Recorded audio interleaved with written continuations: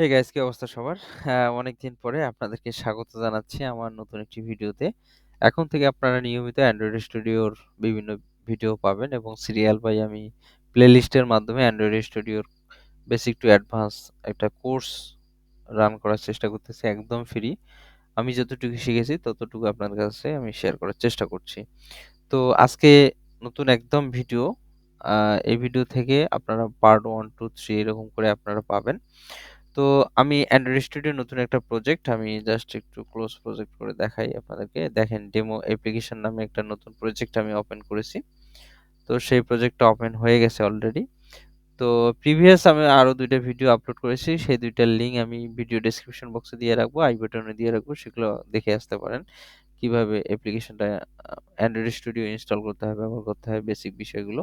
তো আজকে একটু জাস্ট শেয়ার করছি আরকি। তো দেখেন, অনেক সময় আমাদের এরকম করে ক্লোজ থাকে, তো আমরা হতাশ হয়ে যাই যে কিভাবে কাজ করব। তো এরপরে আমরা কি করব, এখান থেকে যে আমরা কিন্তু অ্যান্ড্রয়েডটা এখান থেকে অ্যান্ড্রয়েডটা সিলেক্ট করব। অনেক সময় প্রজেক্ট বা প্যাকেজ অন্যান্য কিছু সিলেক্ট হয়ে থাকে, তো আমরা অ্যান্ড্রয়েডটা সিলেক্ট করব, কারণ অ্যান্ড্রয়েডটা সিলেক্ট না করলে আমরা কিন্তু কাজ করতে পারবো না।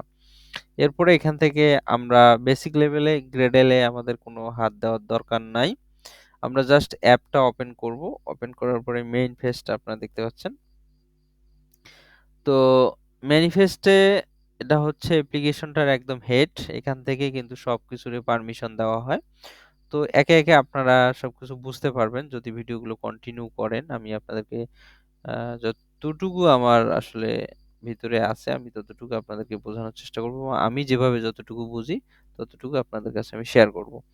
তো এরপরে আপনারা দেখতে পাচ্ছেন জাভা ফাইল। জাভা ফাইলটা হচ্ছে এখানে প্যাকেজ নেমটা থাকে। এরপরে মেইন অ্যাক্টিভিটি, কোথায় কিভাবে কাজ হবে, কাকে কোন পারমিশনটা কখন দেব, এই বিষয়গুলো জাভাতে থাকে। যেহেতু আমরা জাভাতে অ্যাপ্লিকেশনটি ডিজাইন করতেছি।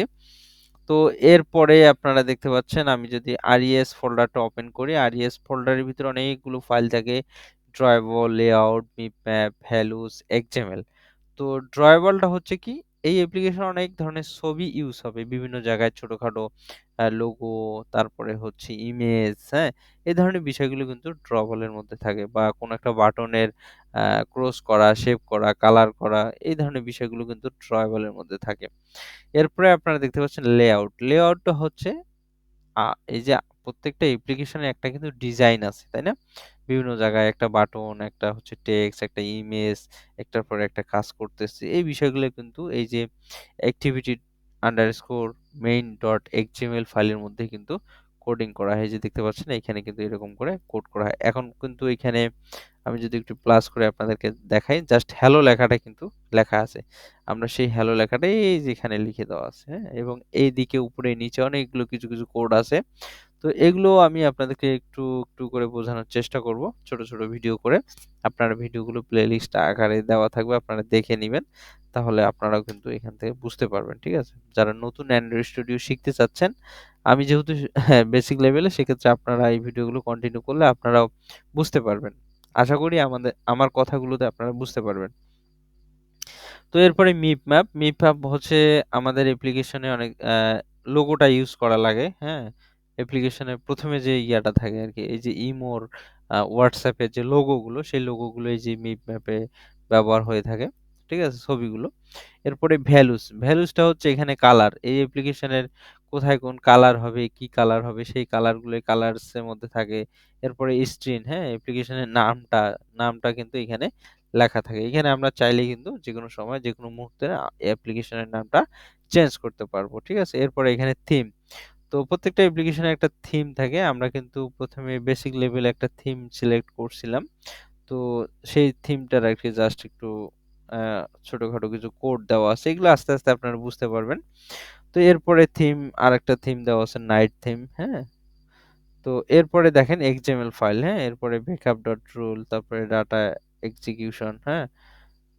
তো এই ধরনের নানান বিষয় আছে। তো আমি আজকে যেহেতু একদম এটা স্বাগত একটা ভিডিও, জাস্ট আপনাদেরকে একটু আমি ধারণা দিলাম, এবং আপনারা কাল থেকে বা পরের ভিডিওটা থেকে আপনারা রেগুলার ভিডিও পাবেন। Android studio A to Z আপনারা বুঝতে পারবেন এবং কাজ করতে পারবেন, এবং আমি আশা করি এইখানে আমার একটা প্র্যাকটিস হচ্ছে। এর মাধ্যমে আপনাদেরও একটা লার্নিং হচ্ছে এবং আমিও এখান থেকে একটা শিখতেছি। আর যদি আমার কথাবার্তায় ভুল হয় বা নতুন কিছু এখানে অ্যাড করার প্রয়োজন হয়, আপনারা আমাকে কমেন্টস করে জানিয়ে দিবেন। ঠিক আছে? তো আমাদের অ্যাপ্লিকেশনটা ডিজাইন করতে হলে কিন্তু আমাদের এই যে লেআউটের ভিতরে দেখেন activity_main.xml এই ফাইলটা কিন্তু ওপেন করতে হবে। এই ফাইলটা ওপেন করে এখানে কিন্তু XML কোড লিখে আমাদের কিন্তু ডিজাইন করতে হবে। এখানে একটা প্লাস একটা মাইনাস আছে দেখেন। এগুলা দিলে এটা জুম ইন জুম আউট হচ্ছে। তাছাড়া আমরা ফোনে ভাইসরের মাধ্যমেও কিন্তু আমরা দেখিয়ে দেব যখন যে কাজটা করব এখানে ভাইসরের মাধ্যমে কিন্তু আমরা বা ইমুলেটরের মাধ্যমে কিন্তু ওপেন করে দেখিয়ে দেব লাইভ একদম যে কি কাজ করতেছি কিভাবে কাজ হচ্ছে। তো আজকে যেহেতু এটা স্বাগত ভিডিও, আশা করছি ভিডিওটি আপনাদের একটু হলেও ভালো লাগবে, ভালো লেগেছে। নেক্সট ভিডিও অবশ্যই দেখবেন। আহ তো সবার সুস্বাস্থ্য কামনা করছি। ধন্যবাদ সবাইকে।